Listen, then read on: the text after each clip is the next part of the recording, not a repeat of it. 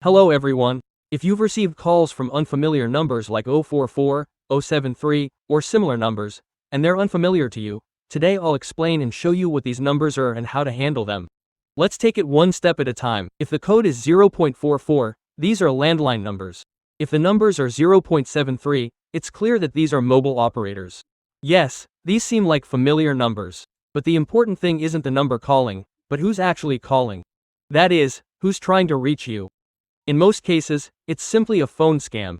A phone number calls you, you pick up, and there might be silence.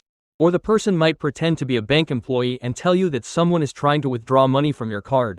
You might also be asked to confirm your phone number, last name, first name, patronymic, the last digits of your card, or your CVV code. This all sounds convincing because they might be very polite. But rest assured that 99% of the time, it's simply a scam, and they want to steal your data.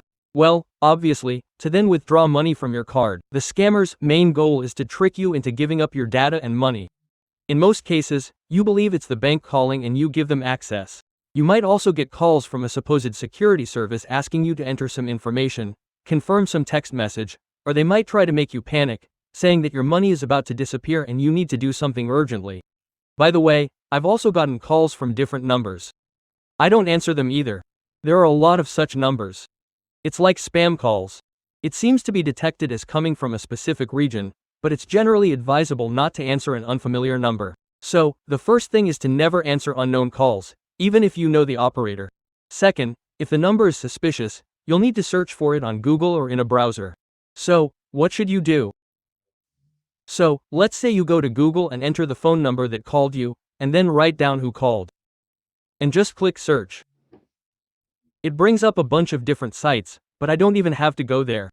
And here you can see that it says scammers called, said I won $1 million.